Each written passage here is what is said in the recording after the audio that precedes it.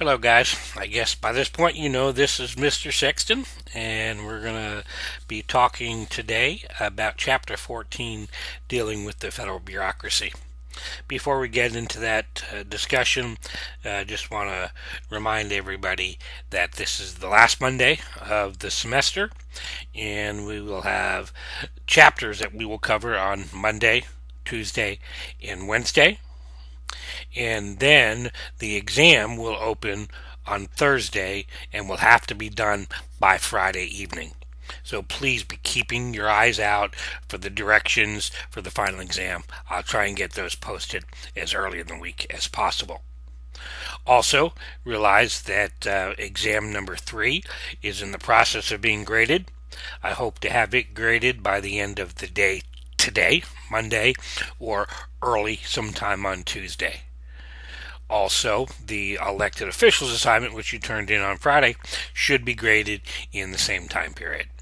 So please make sure as we're going into this final week of classes, take a look at your grades, make sure everything is lining up the way you think they should, make sure all the grades are in there for assignments you've completed, and make sure you don't have any questions about any of those grades.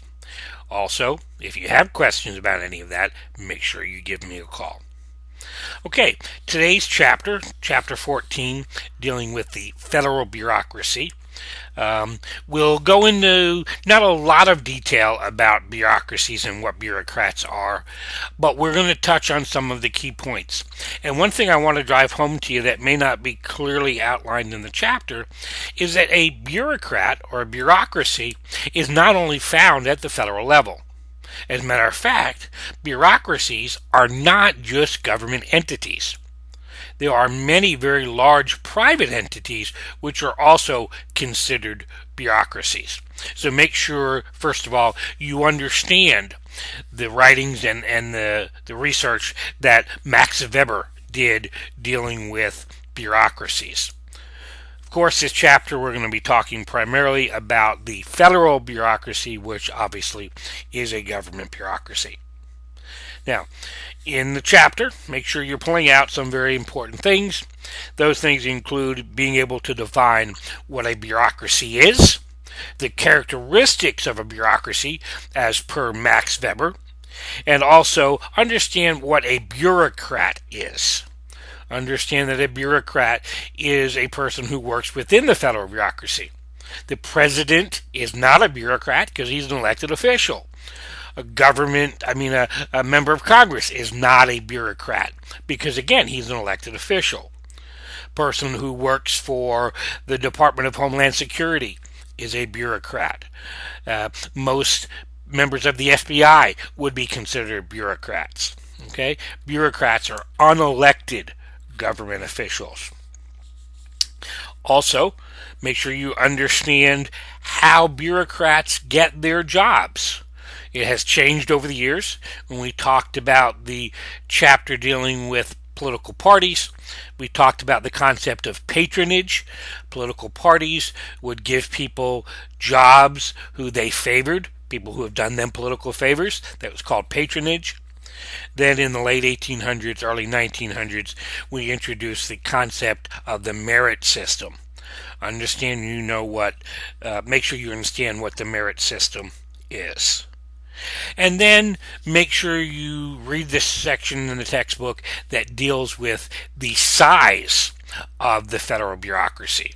There are some misconceptions and there are some fallacies out there about the size and the growth of the federal bureaucracy over our history.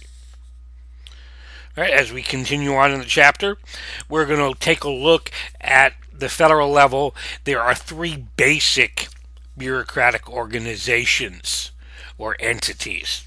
We talk about cabinet officials or cabinet departments. We also talk about independent agencies, and then we talk about government corporations. Make sure you know what those 3 entities are and some of the characteristics of those 3 entities.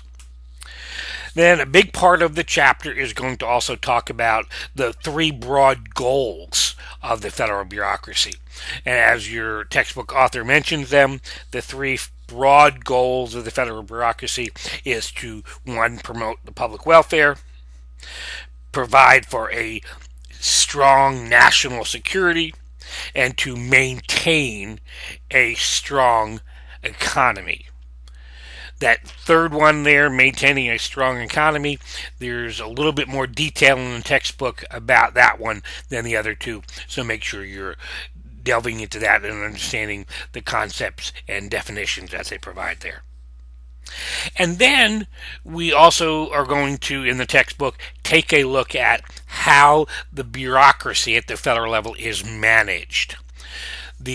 Most of the bureaucrats at the federal level fall within the executive branch, so technically they are under the direct supervision or control of the president. But you need to understand and read the section in the textbook that deals with both presidential and congressional roles in managing the federal bureaucracy. And then there's a brief section in the textbook chapter that deals with the regulation or the changes that people have proposed to how the federal bureaucracy should be organized and how it should operate. Make sure you understand some of the attempts that have been made over the years to try and rein in the power or to control the bureaucracy a little bit better than it has at other times. Okay? It's a relatively brief chapter, but there are a number of things that we can pull out of there that you need to make sure that you're aware of. Again, if you have any questions about this chapter or anything that has happened up to this point in the semester or is going to happen during the week, make sure you give me a call on my cell phone. Good luck, and I will talk to you again tomorrow at about this time.